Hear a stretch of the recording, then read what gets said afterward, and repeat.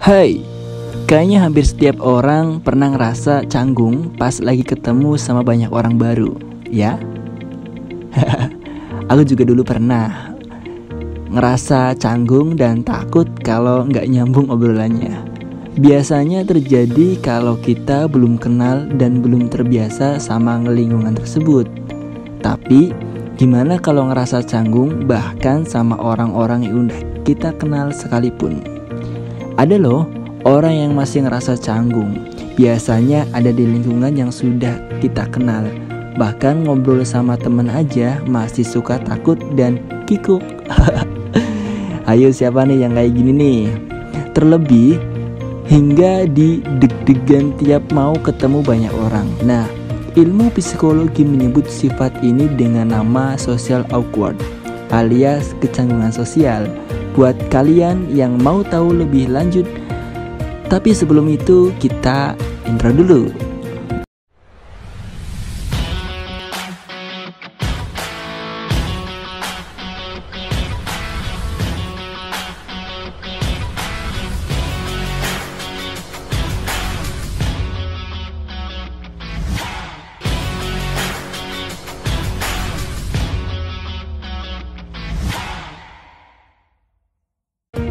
Lebih mendasar lagi, apa itu social awkward?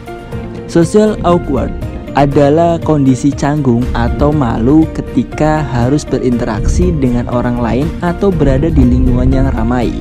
Perasaan ini membuat kesulitan dalam membangun komunikasi dengan lawan bicara. Bahkan tidak jarang justru rasa canggung ini menimbulkan reaksi yang berlebihan atau tidak wajar. Hal ini mungkin akan membuat lawan bicara jadi kurang nyaman. Selain itu, social awkward tidak sama dengan kepribadian introvert. Introvert cenderung nyaman dengan diri sendiri dan cenderung cepat lelah jika berada di keramaian. Akan tetapi, seseorang introvert masih bisa menjalani pergaulan dengan baik.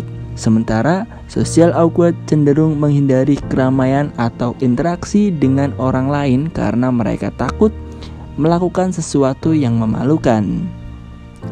Meskipun sama seperti introvert yang nyaman dengan diri sendiri, social awkward punya karakteristik yang berbeda jauh dari introvert. Ciri-cirinya gimana, bro? Yang pertama, tidak nyaman berada di lingkungan ramai. Umumnya orang yang mengalami social awkward tidak nyaman berada di lingkungan ramai karena harus melakukan interaksi. Mereka kesulitan untuk membangun interaksi yang nyaman, seperti melakukan kontak mata, fokus pembicaraan, atau kontak mata pada lawan bicara bisa membuat diri sendiri sangat lelah. Bahkan, sangat fokusnya untuk membuat kontak mata, mereka bisa jadi linglung dengan pembicaraan yang berlangsung. Yang kedua, suka membicarakan topik yang umum. Ketika membangun sebuah pembicaraan, mereka lebih suka membicarakan topik yang umum, diketahui banyak orang. Membicarakan masalah spesifik, apalagi masalah pribadi lawan bicara, bisa membuat mereka bingung harus bereaksi seperti apa. Jadi, biasanya sebisa mungkin mereka akan membawa lawan bicara untuk membicarakan topik-topik umum selama percakapan. Dan yang ketiga, cari kesibukan supaya tidak diajak bicara. Untuk menghindari orang lain mengajak bicara, biasanya mereka berpura-pura main handphone atau memakai handset. Dan benda itu bisa jadi penyelamat untuk menghindari dari kewajiban melakukan interaksi. Daripada harus berinteraksi secara real, mereka cenderung lebih mudah membangun interaksi secara online. Pasalnya ini tidak perlu menunjukkan bahasa tubuh dan ekspresi wajah. Yang keempat, membandingkan diri dengan orang lain. Orang yang mengalami kondisi social awkward juga sangat sering membandingkan diri dengan orang lain dalam aspek sosial. Akibatnya, mereka kerap merasa bersalah ketika mengucapkan hal yang kurang dipahami orang lain. Bahkan mereka mungkin sering berpikir kalau dirinya sendiri kurang menyambung dalam percakapan. Kabar baiknya, perilaku social awkward ini tidak dianggap sebagai gangguan kesehatan mental. Kondisi ini juga bukan merupakan kepribadian atau bawaan lahir. Jadi, ketika orang mengalaminya, tentu karena ada faktor yang menjadi penyebabnya. Nah, apa aja faktor yang menyebabkan social awkward? Yang pertama adalah pengalaman masa lalu. Social awkward bisa dipengaruhi oleh pengalaman traumatik. Misalnya pengalaman dipermalukan di depan umum atau menerima respon lingkungan sekitar yang berlebihan ketika melakukan kesalahan kecil. Selain itu, social awkward bisa juga disebabkan perasaan kecewa terhadap lingkungan. Ketika sudah melakukan banyak hal tapi tidak mendapatkan respon atau tanggapan yang positif, pada akhirnya mereka mungkin akan merasa tidak dianggap dan kapok untuk melakukan interaksi. Yang kedua, penggunaan teknologi. Terlalu sering melakukan interaksi online ternyata bisa jadi faktor perilaku social awkward ketika berbincang secara online. Orang-orang tidak perlu memperhatikan gestur maupun pandangan mata.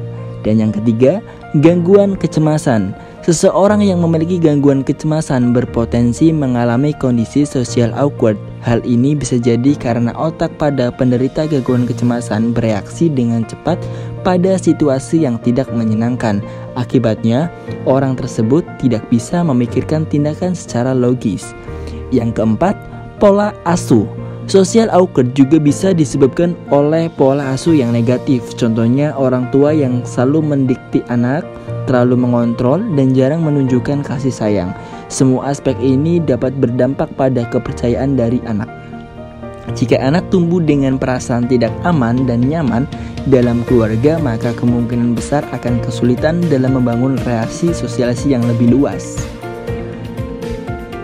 Meski begitu, social awkward ini cukup menarik karena tidak sepenuhnya dianggap negatif. Artinya ada kelebihannya yang dimiliki oleh mereka yang mengalami kecanggungan sosial. Bagaimana tips untuk mengatasi social awkward? Halo guys, yang pertama adalah kurangi menghindar situasi canggung. Jika terus menghindar dari ketakutan, maka tidak akan pernah bisa menemukan solusi yang tepat. Terus-menerus menghindar bisa memperpanjang perasaan takut. Coba mulai amati perilaku orang lain dalam berinteraksi untuk mendapatkan gambaran cara melakukan percakapan. Yang kedua, jadi pendengar yang baik. Jika ingin diterima dan dihormati orang lain, penting banget buat menghargai atau menghormati orang lain juga. Salah satu caranya adalah menjadi pendengar yang baik saat sedang berbicara. Dengan mendengarkan juga bisa sekaligus belajar bagaimana orang-orang berusaha membangun interaksi yang baik. Yang ketiga, nikmati prosesnya.